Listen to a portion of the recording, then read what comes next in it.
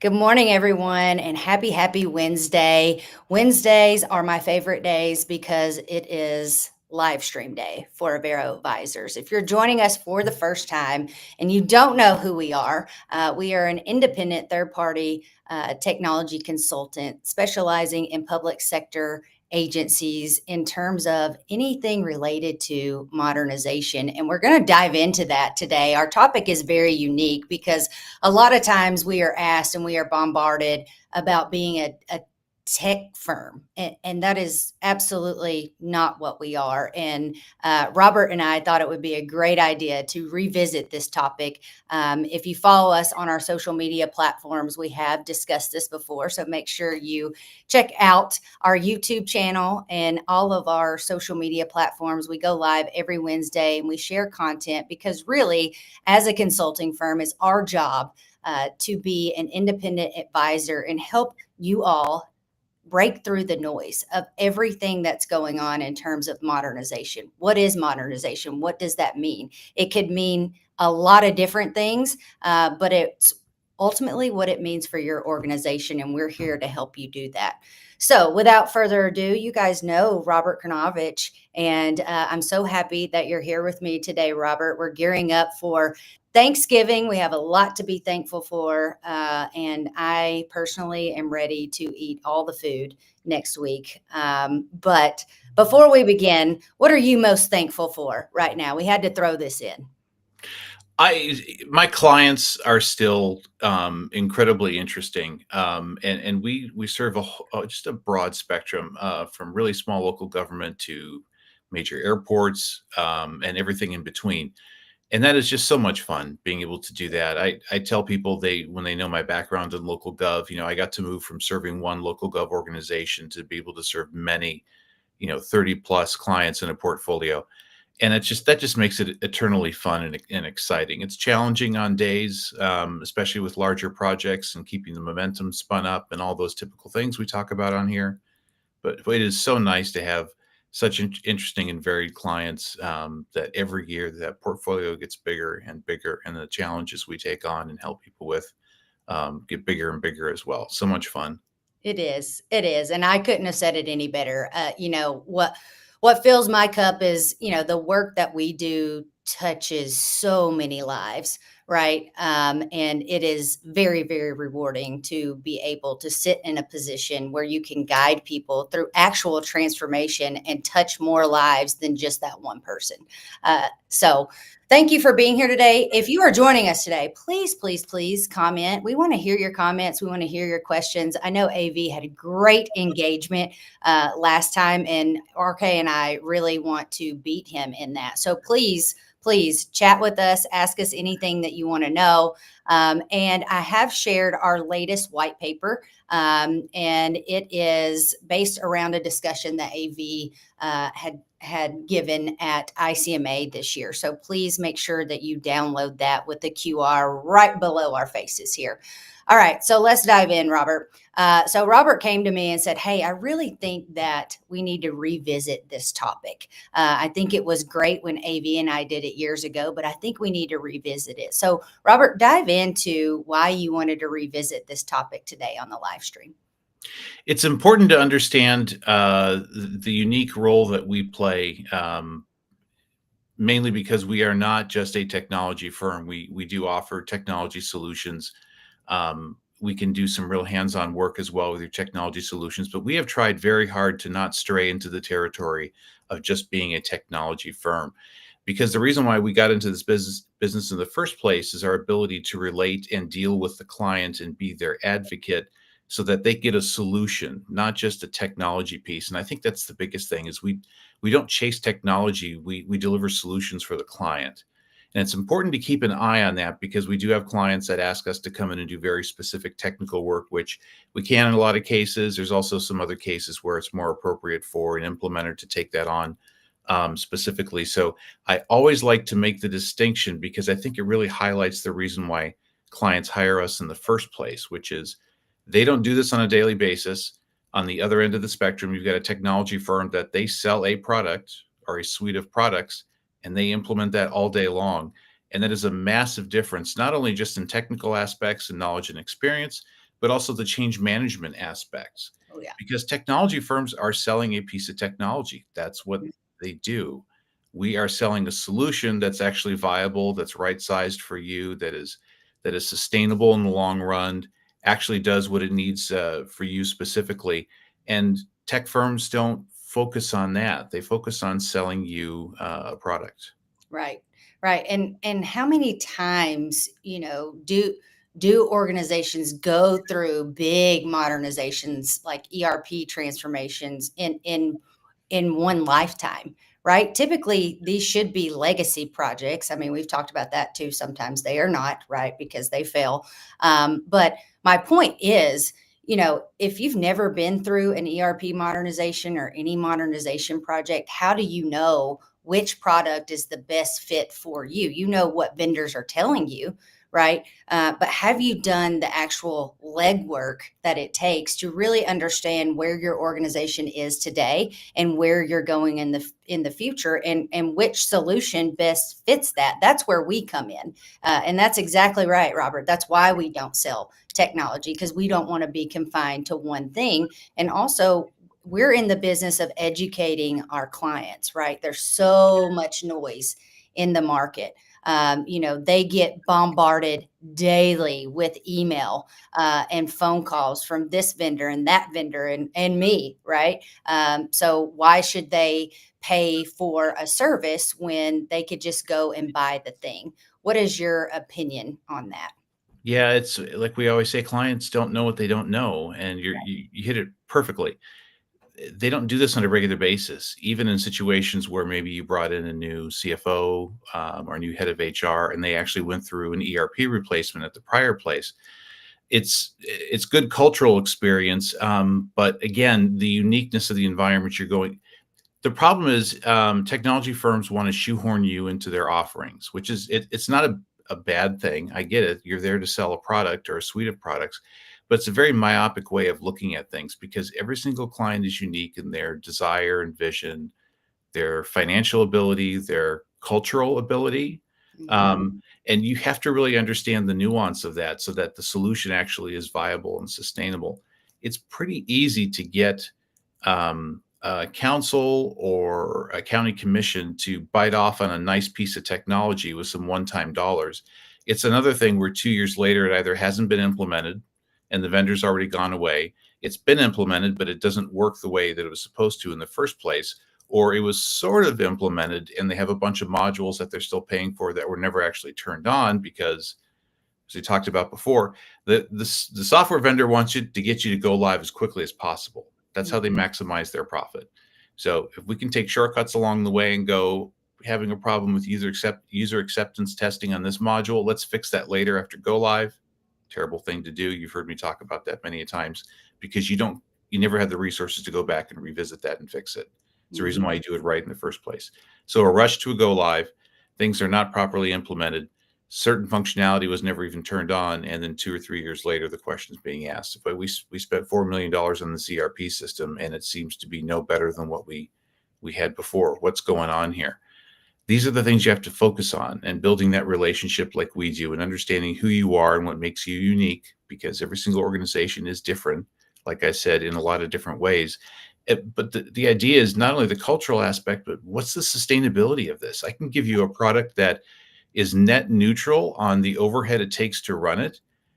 Most organizations are looking for a way to let their FTE count float downward as they go forward, and they're willing to invest in the technology to be able to do that because it's still difficult to hire talent in local gov. It's difficult to retain people as well. So just being able to reduce headcount and resourcing naturally with the product is the biggest TCO that we're seeing now as well. That's what people are looking for.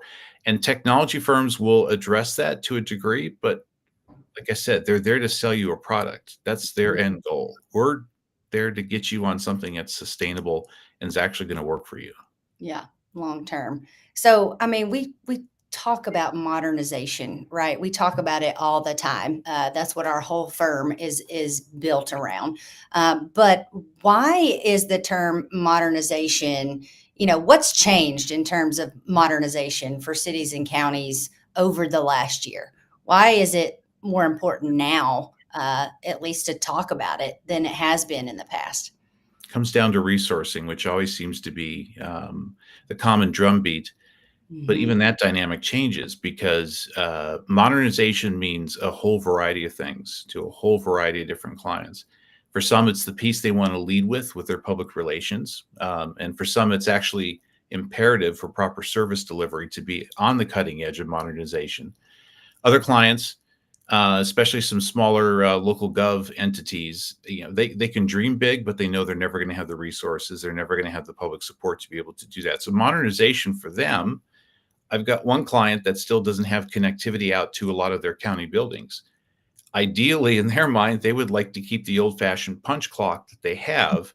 That's incompatible with going with a modern ERP system, but it's not their fault. It's an infrastructure issue. So you have to find the balance between what is going to be possible and practical with you versus in some cases, we can put together a really great selection, give you a variety of vendors shortlisted. You can select them. Mm-hmm. And at the end of the day, when it comes time to start the implementation, the client will go, we just simply don't have the money to do this. We really want this ERP system. We've done all this work.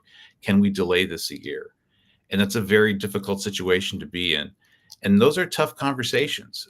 Sometimes we have to burst the bubble with a client and go, you're not going to be able to take on this class of an ERP system. You really need to focus on this because this is what is going to be sustainable for you in the long run. And you brought up legacy. Mm-hmm. And that is such a key thing now that 4 or 5 years ago wasn't necessarily in play. There's so many internal senior leadership levels like CFO and CHRO, and even like the CIO in some cases. They want this to truly be their legacy, and they mean it. They want modernization. They want to leave the organization better than when they started in that position. So sometimes those are very small goals that are attainable, but there's larger goals as well that, by a lot of other places, definition would be modernization, but you're never going to be able to get the funding and the resource and the support to be able to do that. Local gov in a lot of places still struggles. They always have. They probably always will to a great degree, and therefore you have to right size the solution for them and can't give them some monstrosity that increases the overhead for them to be able to do it. It's simply not sustainable. No. What? How does being vendor agnostic set us apart? We can really truly right size the correct solution for you. One of the reasons why I also don't like to align specifically with the vendors because things change on a regular basis. And even in small ways, there's a product that we, for a while, were doing a lot of implementations on the replacement of that product with another platform, simply because that vendor who had cornered that particular market for an ERP system was losing a lot of their staff. So not only were they not putting development and research and development back into the product as well, but their regular support staff who knew the product, who knew the customers or the customer relationships, folks were leaving. A little bit was culturally, a lot of it was actually pay, what they were willing to pay people. So they were losing people. And so it was still a good product, but people were jumping off of it because they weren't getting the regular support, the experts that they had come to rely upon to fix certain issues or develop a certain module, or come in and redo some of the policy settings configuration. All that knowledge started to evaporate and customer service suffered. And we just watched them dwindle down. No fault of the product, the fault of the company and the direction that they wanted to go in or they had to go in. So Mm-hmm. just because this product is great today and they're really, eating the lunch of this other product and they're really taking over the market, and I could name some names, but I won't. Not naming names. No. They might not be there in 2 years. It might not be the same level of service. And in some cases, they do drastically change the product and not for the better. It just changes too much. It would be difficult for me to just look at you and go, okay, you're this size market. You need this particular ERP system because we actually need to dive in, see where the pain points are, the specific things that are unique to you. But every time we do demos, people think that, we see the same system over and over again, and we do to an extent. But a lot of times these demos, you get to see where this vendor is today, the software vendor is today versus where they were a year ago when you last looked at a demo for another client. And sometimes that's a massive difference. Hence the reason why we can't just align ourselves with one particular product in the first place, is that environment changes too much. Right, right. And every organization is different and they do business differently, right? They have different needs, they have different integrations. So I always get a little passionate, if you will, about some firms who are, system integrators, but they have another side of the business that gives an agnostic, needs assessment or does some of the same work that we do in terms of requirements definitions to procure a new ERP system. What are your thoughts on that? Because for me, it's not really an agnostic approach if one side of your business is they benefit from selling a specific big name, right? I don't think that that is an agnostic approach. I think that they, are very persuaded to pull them into that system, right? Whatever system they're selling. So that piece bothers me a little bit. When you say you're truly agnostic, I think you don't need to be selling any other pieces of software. Yeah, there's a conflict of interest there that's inherent, and I think if we look at it from the lens of the private sector, they're less worried about that. Mm, The public sector, because you're dealing in the realm of public trust, which is the reason why procurement processes are the way they are and the way accountability is done and the reporting and open meeting laws and open records. When you're in the realm of public trust, that takes on a different flavor. And it's not necessarily that there is a conflict of interest. You have to deal with the perceived conflict of interest when you're working in local government. And that's difficult, even to the extreme of you can have a lot of vendors. Let's say you put out a solicitation mhm, and you have someone come in, an implementer or even like an actual software vendor. They're going to come in and they're going to do the discovery and they're going to put the needs assessment. And then, of course, they recommend you go with our product. They've got the inside knowledge. They've been there for the beginning. They have the relationship.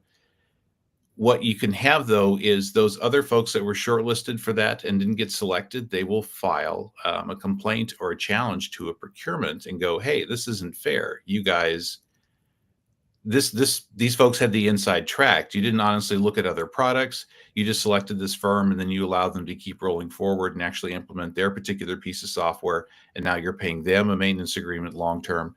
And it's not even that that challenge would be successful. It's that it would cause that procurement to likely be thrown out and have to start all over again. And mhm, I've seen in local government where you're halfway through a project, someone challenged the procurement, was actually able to point out something that is plausible, and then they had to throw out the entire procurement, stop the project, put out for RFP all over again, and do the whole entire thing, except this time do it in a way that filled that issue that was standing there for the challenge. So it's not even that there is an inappropriate relationship on the recommendation there. It's just the mhm. perception of it is very difficult in local government. It asks a lot of questions, as it should, um, and those are not easily fixed without throwing everything out and starting all over again, which is a terrible waste of money and time. I agree. Has there ever been a moment or an early clue where you can tell an agency is about to make a tech first decision that might cost them later on? Yeah, and so there are some instances where it's completely appropriate to do that.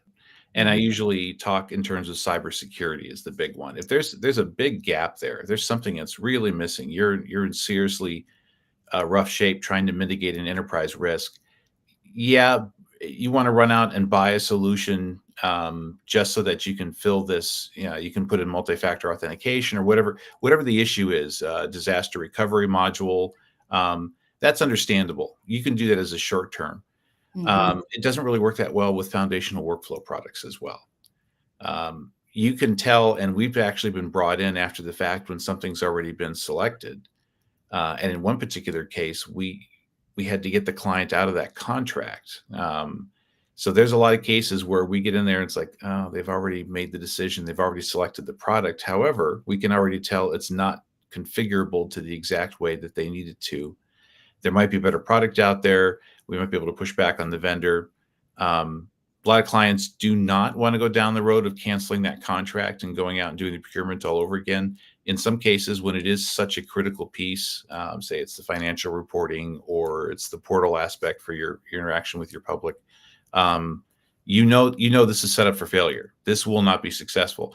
And the software vendor is already telling you, yeah, I know you guys want that, but we never promised the client that we were going to be able to deliver that. I mean, major red flags that it's like Mhm. you're going to spend the money and burn your political capital to implement a product that you know is not going to work for you in the long run. This is a serious situation we need to look at, and decide how we're going to tackle this, because you don't want to start a project that's already set up for failure. That just doesn't make sense. Right. When you think of these agencies who have really transformed and modernized, what did they do differently than those who just went out and bought the thing? Great question. It starts with having the vision. They know what the actual outcome is.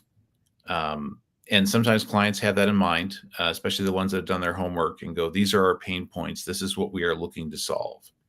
Um, and sometimes that's just as simple as the mayor just would like a reliable financial report to look at once a month, Right.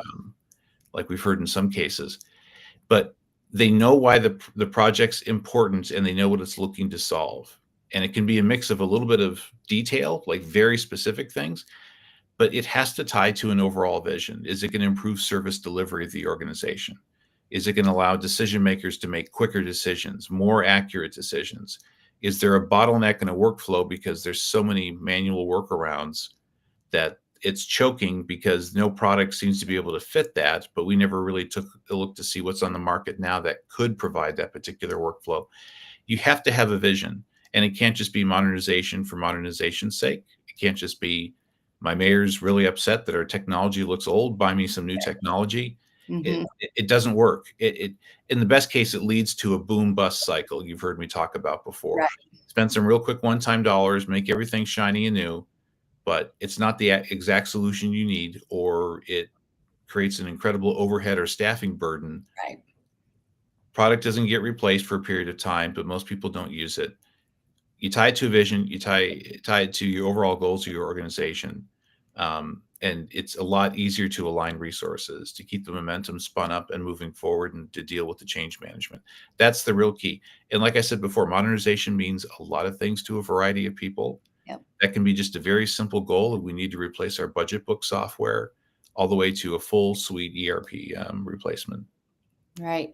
If I'm a CFO or CHRO or even a CIO, how do I manage that political pressure that could be coming from above me? Right. How do I manage that? What advice do you have? So there's a couple of things I think, if you're buying, like, and we'll speak in terms of ERP.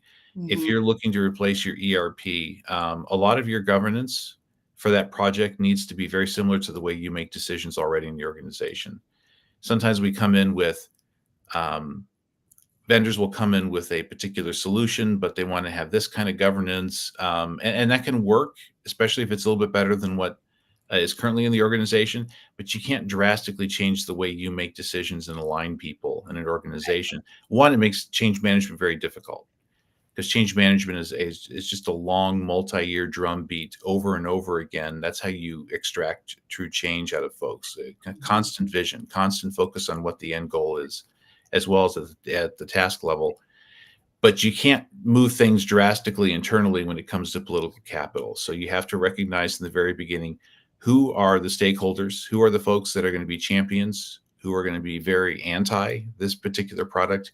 And you have to have that laid out in your mind, at least before you start taking on a project like this.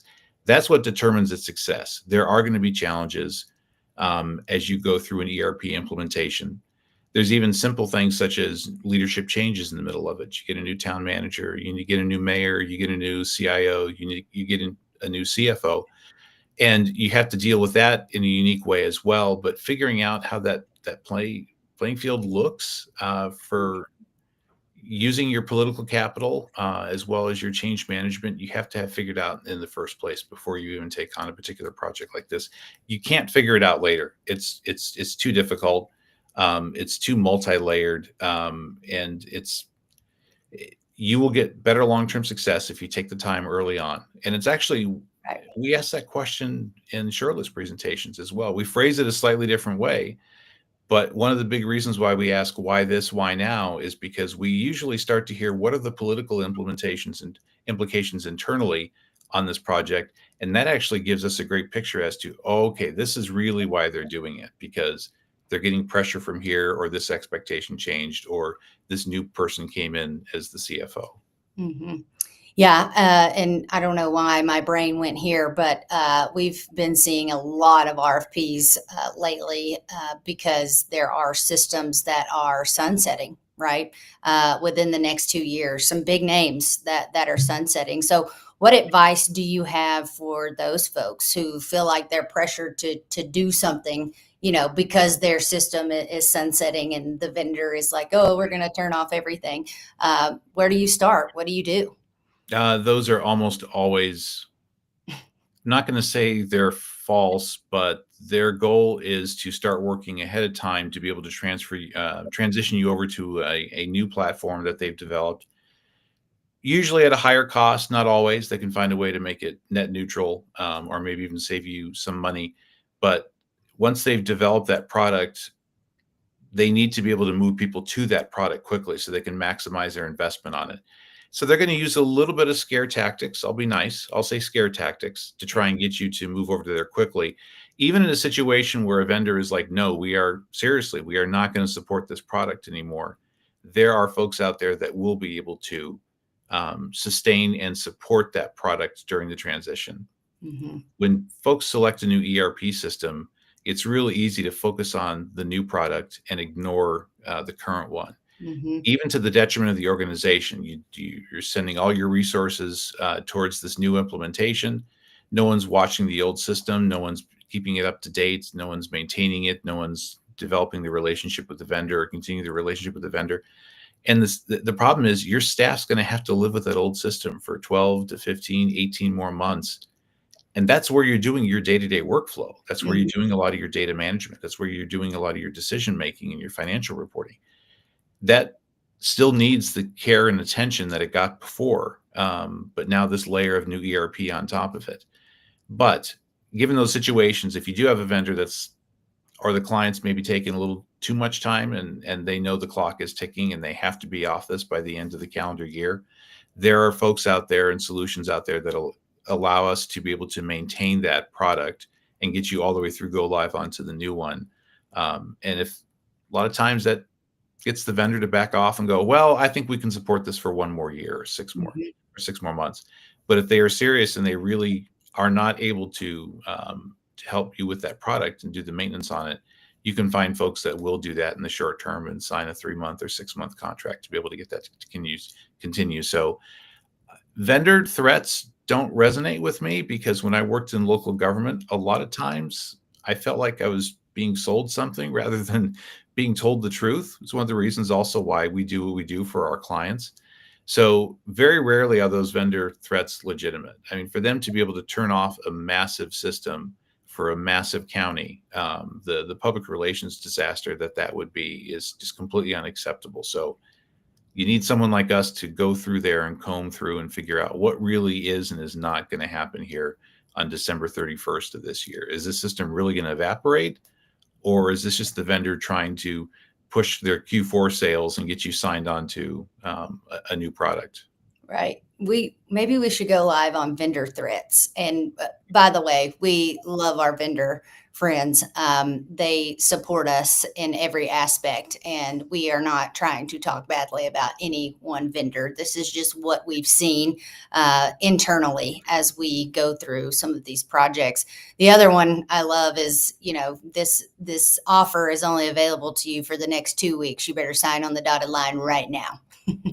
Yeah, uh, or the 5% discount will no yeah, longer apply as of right, October 1st, and right. it's it, what happens behind the scenes is what usually occurs with clients is they've gotten the funding approval, but it hasn't been approved by their governing body, or there's a person who's out sick, or procurement needs to button up this document, or contract negotiations.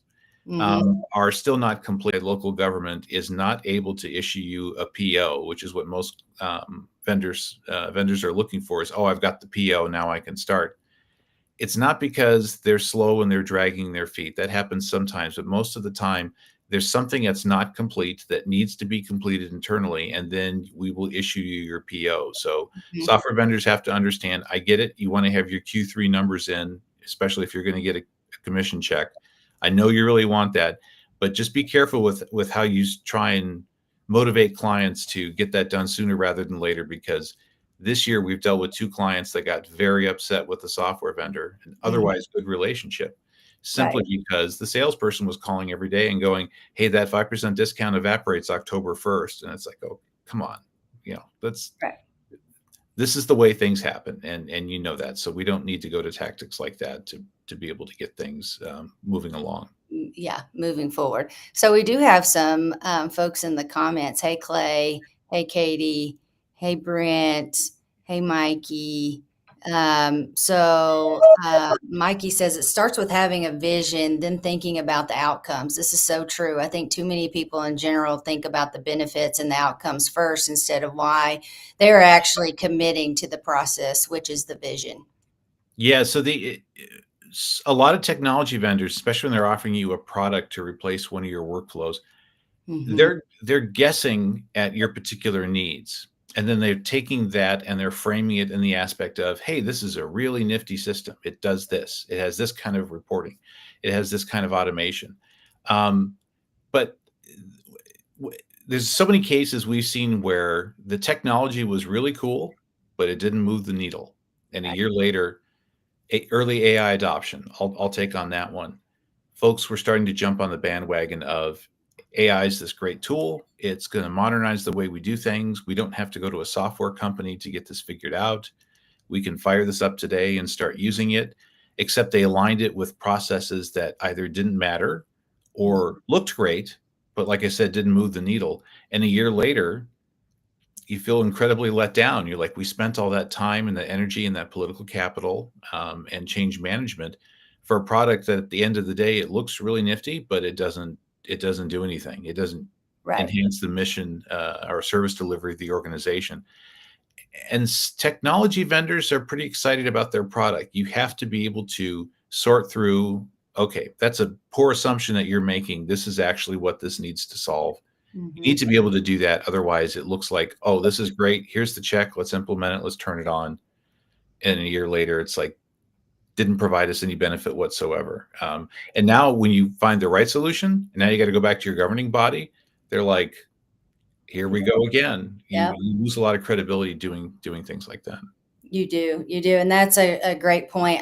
If you all have not seen our YouTube video on AI being another technology implementation, please go out to our YouTube channel and follow AV on Instagram because he just got back from a conference from the Government AI Coalition, and he talks about what he learned from that conference, and then also that AI should be treated no differently than any modernization project in terms of, excuse me, you still have to do the groundwork. You still have to identify those outcomes. You still have to understand what you're trying to achieve.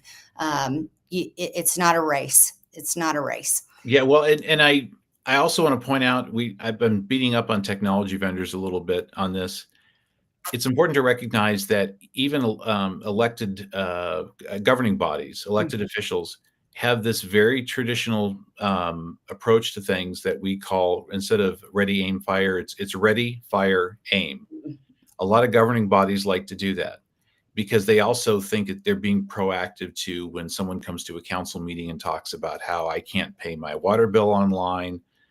They will jump towards, well, let's find some funding for something like that. There's obviously public support for it, and I would like IT to be able to run this down. That is very much of a ready, fire, aim solution. So it's not just technology vendors, but the problem is that does set up a perfect environment for a technology vendor to go, I've got a solution for being able to take portal payments on the water bill, and I can have that live for you in 30 days. And that's not a bad thing, but you really need to vet as to what you're going to get for that, because that's a great claim. But again, with all the other things we talked about, is it actually going to be a useful product in the long run? Or are they charging you a ridiculous amount of money to be able to run that portal for you? And then therefore now you have something that's an enterprise fund Mhm. service delivery that starts the funding starts dwindling off significantly because now they're losing a lot by paying this other firm to run the portal. So Mhm. there's a lot of issues that actually come from the elected bodies themselves that prefer to quickly react, throw money and resources at it, give you something in 30 days, and that's a lot of the challenge we work with clients as well. Is let's slow down, let's tie this to a vision, let's make sure this is exactly what you need, let's make sure it's Yeah. sustainable funding wise and resource wise. And let's have a plan and a roadmap and prioritize those things, so because maybe you fix the payment issue, but then that causes other issues like funding dwindling or whatever else, right? So long-term vision is key. Before we wrap up, Robert, Clay asks, when a tenured public sector employee digs in their heels fighting against a major technology upgrade for the org, who usually wins and why? It's a great question, because I was just talking with a client 3 weeks ago about this in particular. I'm going to use I'm going to use the consultant term that we haven't used yet. It depends, and I'll be honest with what this client was telling me. Their concern was they needed to figure out who they actually can bring along on the change management, um, versus folks that they know this person's been very clear. I'm not going to participate in this. I don't believe in this new system. You're not going to train my staff. You're not going to implement the modules. I want my reporting done the old fashioned way. There's a whole variety of things in there. The reason why I say it depends is because sometimes those are directly elected. A county treasurer, in some cases, is directly elected by the people. So Mhm. therefore, it's very difficult to have sway, or to be able to bring this person to the table, because they don't answer to a county manager particularly, or even a county governing board. Right. They report directly to the people on things like that. So the dynamics are all over the place as to what is going to be possible and what's practical, and what makes sense. In a lot of cases, this is easily resolvable by just talking with the person, and making sure they understand what this ERP replacement is and isn't, because the isn't is the area where everyone has their insecurities. I'm not going to be able to understand this new system. I don't want to change the way my workflow currently works because I just figured out how to do it in the first place. Please don't change my world. That's the reason why there's a lot of that. A lot of that is solvable. Occasionally, you will run into a person where they're just like, I'm simply not going to get on board with this. And sometimes you find that person a new position in the organization. Sometimes they announce that they're going to leave within 6 months. It can vary, but it gets a little unique from organization to organization, and it winds up coming down to political capital and political credibility is the direct way of saying it. Yeah, yeah, and I mean, I I'm very simplistic, but I think open communication, right? A lot of these end users probably have no clue as to how much their job could change with the new system, right? Maybe they're scared that the system is going to take their job, right? And so there is some resistance to change there. But I think what they don't know, right? They don't know what a new system could do and how much easier it could make their job. Yeah, So and just that's why we're there. that's Help us with. I it. tell clients all the time, let me help you with the messaging on that. Yep. Some of that does need to be done internally by leadership in the organization, but we do this all the time. Let me really help you in delivering that messaging. And if we need to sit down with that one particular user and just focus on them for 30 minutes and answer all their questions and show them how all this works, um, more than happy to do that. That's the kind of stuff we do all day long. That's critical for projects to move forward. I love it when clients leverage our experience on that to help them. Yeah, absolutely. And that's what we're here for. So, as we wrap up today, any final thoughts on Avero not being a tech firm? Let me be your bulldog and your advocate, because There- that's what I actually enjoy the most. I get to leverage my experience, the team's experience here, all of our experience to give you the outcome that you need. Um, so asking questions is always a great thing. Like I tell people, if you just want to reach out to us and say, "Hey, I think this contract I'm looking at is kind of weird for this technology piece," please let us spend a little bit of time looking at that and talking to you and handing out some free advice because like I said, at the end of the day, modernization means a whole variety of things, and goals are all over the place. So don't think as you look at this other city and go, "Wow, I wish we had that. We're so far behind." That's a different dynamic than what you're dealing with. That's we Mm, have the experience that helps walk you through whatever that goal is and what modernization looks like to you. It doesn't have to be multi-million dollar, no. high tier ERP systems. No, it does not. Allow us to be that trusted advisor. We are nerds about all of the work that we Yeah. do. We really do want to help all of our public sector agencies break through the noise because there is so much noise and so much competition in the market, and that's why we exist. We want to be that trusted advisor to help you break through the noise of all the technology products out there. So, without further ado, I hope you all have a very happy Thanksgiving. Thank you, Clay. Thank you, Thomas. Thank you, Katie and Brent. And who else joined? Mikey joined. Thank you all for joining us today and for chatting in the chat box. Please go out and follow us on all social media channels. We have great content out there, and review the video we did a few years ago. It wasn't me. I don't know if I was around then, but let us know who won.